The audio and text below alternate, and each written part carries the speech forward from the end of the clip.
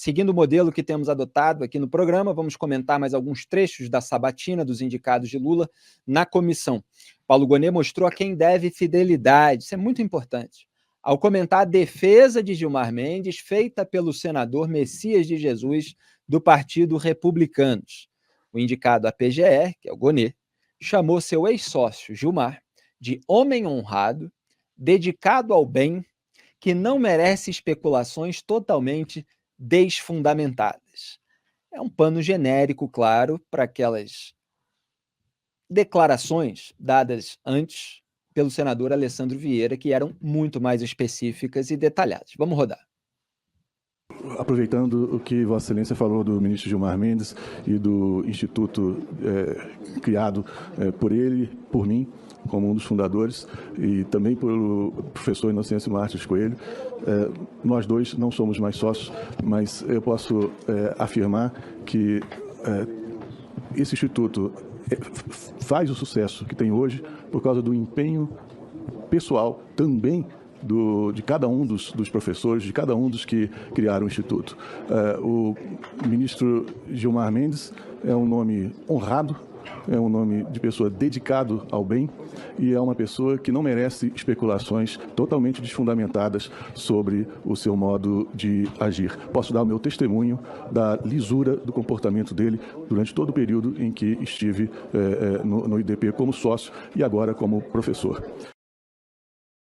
Tá tudo muito claro, tudo como foi colocado aqui no Papo Antagonista ao longo dos últimos meses. A gente até falou, olha, teve várias decisões do Paulo Gonet, no cargo anterior dele, com as quais nós concordamos. Agora, toda essa campanha feita pelo Gilmar Mendes para que o Lula retribuísse, indicando o Paulo Gonet para a Procuradoria-Geral da República, deixava a gente com 1000 pés atrás, com muita desconfiança em relação a ele. E ele não perde a oportunidade de passar um baita pano para o Gilmar Mendes, é o ministro do STF, ele, como Procurador-Geral da República, vai se dirigir ao Supremo Tribunal Federal. Como é que faz assim uma declaração pública de apoio incondicional à moralidade do ministro do Supremo? Vai estar envolvido no jogo jurídico, político com essa pessoa. Então, assim, deixa muito claro que eles são aliados.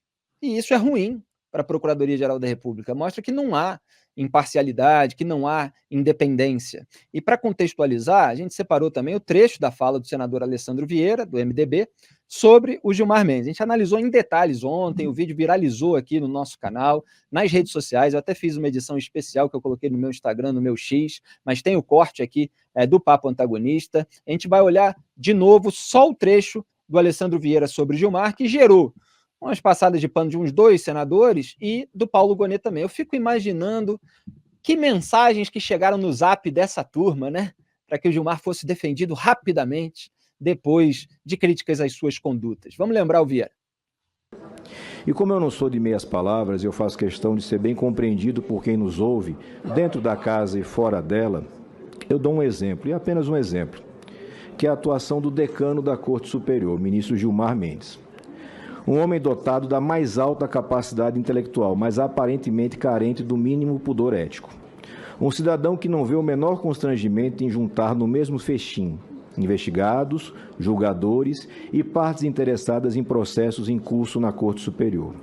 Um servidor público que se tornou milionário por obra e graça de uma atuação paralela como empresário na seara da educação, condição que a Lei Orgânica da Magistratura repudia. Uma figura que continuamente se coloca de forma velada ou ostensiva como parte interessada em questões que são de competência do Executivo ou do Legislativo, que não tem pejo de usar a força do cargo de ministro para pressionar parlamentares, inclusive dessa casa, conforme seus interesses particulares ou de terceiros. E temos várias testemunhas disso que falo agora. É essa atuação deformada que defendo seja dura e inexoravelmente repelida. Aí, ele falou que o Gilmar Mendes pressiona parlamentares conforme seus próprios interesses. Há um monte de matérias na imprensa apontando os telefonemas do Gilmar para senadores, no caso da votação da PEC, que limitou as decisões individuais de ministros do STF, a matéria apontando que o Gilmar articula com o Arthur Lira uma resposta a essa PEC, quer dizer que a Câmara dos Deputados aprove uma outra que limita menos, vamos dizer assim, o poder individual dos ministros do STF. Então, em relação a esse ponto, o Paulo Gonet não disse nada. Ele passou aquele pano genérico. Não, é um homem de honra, dedicado ao bem. A impunidade de políticos, de empresários que foram acusados de corrupção, de lavagem de dinheiro, alguns dos quais confessaram, inclusive, os seus crimes em acordo de colaboração premiada, em acordo de leniência. Isso é um bem? É um bem para a sociedade? Então, essas são as questões que precisam ser colocadas. Grebe, a nossa desconfiança parece que foi reforçada agora, não? Opa, foi, né? Ele não esperou nem passar o dia seguinte e tal. Na hora mesmo, fez o disclaimer, né? Tem um trecho posterior, né, na fala do Alessandro Vieira, que ele começa a exemplificar o que poderia ser uma escolha que atende à visão de mundo do presidente, à sua inclinação ideológica, sem atender à politicagem. Ele mencionou 7 ou 8 ou 9 nomes, vários nomes, de juristas, mulheres de esquerda. Ele disse: qualquer uma delas estaria alinhada com a visão de mundo do presidente Lula e do partido do presidente Lula, o PT. Exato. Seriam escolhas políticas, mas que não atenderiam esta mania da politicagem que tomou o STF. E ele estava falando disso a respeito do Flávio Dino, né? Ele estava falando da indicação do Flávio Dino. Mas vale a mesma coisa para o Gonet. Tem um monte de gente qualificada dentro do Ministério Público, assim como tem na magistratura, e alinhada com a visão de mundo do Lula, que, no entanto, não encaminhou a vida profissional para essa encruzilhada entre atuação técnica e atuação política, quase que 24 horas por dia, né?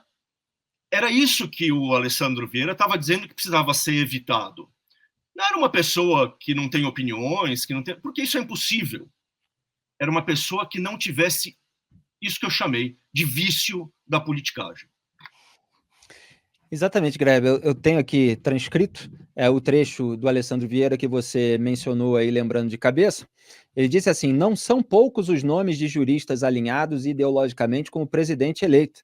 Muitos deles cotidianamente cotados para vagas em tribunais superiores. E dou alguns exemplos: Maria Paula Dallari Bucci, Carol Proner, Manuelita Hermes, Adriana Cruz, Vera Lúcia Santana Araújo, Dora Cavalcante, entre tantas outras, o que reforça essa hipótese de desvio de finalidade na indicação do Flávio Dino. Quer dizer, havia várias juristas alinhadas ideologicamente ao Lula, mas ele preferiu um homem, e isso foi criticado também na participação do Alessandro Vieira, e mais próximo dele politicamente, o homem que o comparou a Moisés, né? Então, assim, é aquela prova de fidelidade. E sublinho, continuou Vieira, que fiz referência apenas a mulheres juristas notórias, pois é importante lembrar que o tribunal terá deliberadamente reduzido a participação feminina, o que fragiliza a tão desejável diversidade naquele espaço relevante de poder. E teve um outro trecho em que ele falou que isso reforça, né, o que eu tinha falado, né, essa hipótese de desvio de finalidade que foi apontada várias vezes na participação dele. Madá, o que você achou disso tudo? Olha, essa questão do Paulo Gonet, eu acho que é uma questão que remete a uma coisa mais de base do judiciário, porque assim, eu não esperava que o Paulo Gonet falasse nada de diferente do ministro Gilmar na sabatina dele, porque se ele fala mal da moral de quem ele foi sócio, ele está falando mal dele também. Ele vai falar mal dele na sabatina dele? Ele vai pôr o próprio caráter em dúvida na sabatina dele? Não, não vai. A grande questão é a seguinte: a permissividade com o judiciário. Deixa eu só fazer um parêntese. Ele não foi questionado a respeito disso, né? Não era algo assim que ele precisava falar. Ele fez questão porque houve uma crítica anterior feita pelo Alessandro Vieira ao Gilmar Mendes. Ele nem sequer foi interrogado a respeito disso pelo senador Messias de Jesus, que também estava passando um pano para o Gilmar. Então ele fez questão de vir a público, né, de responder ali, de falar naquele momento sobre o instituto dele e sobre a honra do Gilmar, sobre a dedicação ao bem, etc. Então, ficou muito claro. Sim, e é o que se espera que ele fizesse, porque ele foi sócio. Como é que o cara que foi sócio você vai esperar diferente? O problema do judiciário é mais de fundo. Eu sou muito conservadora nessa teoria, já assessorei um monte de juiz, eles acham que eu estou maluca, eu acho que eu não estou. Juiz é uma função muito importante, é um sacerdócio. Quem é juiz não pode ter empresa. Quem é juiz não pode ser sócio de ninguém, não pode ter negócio. Na minha cabeça, juiz pode, no máximo, dar aula em universidade, ser professor universitário. Quando está nas cortes superiores, mais ainda, não pode. Não pode evento de associação de juiz ter patrocínio de empresa. Aliás, não deve, porque eles gastam todo o dinheiro da empresa para fazer uma cafonalha que só envergonha o Brasil. Mas, para além disso, é um vínculo. Como é que você pode ter eventos do CNJ, eventos de associações de juízes federais, estaduais, do Brasil inteiro, patrocinados por gente que tem interesse nas maiores causas que esses juízes estão julgando? O problema do que a gente vê do Paulo Gonet ali é de um estado de promiscuidade que, enquanto houver, a gente vai ter esses exemplos todos os dias. E a questão do Dino, tá ali até o Narrativas Antagonista de hoje e a minha coluna até no Antagonista de hoje são sobre a questão do Dino. A questão do Dino é a seguinte: a justiça brasileira, não digo nem só o Poder Judiciário, o MP e a Defensoria, são, a partir de hoje, órgãos políticos. Serão vistas assim pelo povo, independentemente de como o Dino se comporte. O povo, assim, tem dificuldade de compreender o que ocorre no Supremo, mas acha que entende. Vocês não veem postagem, às vezes, na internet, que a pessoa fala assim: quero um orçamento para um bolo para entregar sábado, 1 quilo, bairro tal. Aí a resposta é: claro, qual o tamanho do bolo, que dia, em que bairro? As pessoas não compreendem o que o Supremo faz, é muito difícil, mas elas viram o Dino atuando como político. Isso é de muito fácil compreensão, e é essa marca que vai ficar. E a gente vai ter cada vez mais juízes, promotores e defensores ativistas, agindo como ativistas, entendendo que é para agir assim.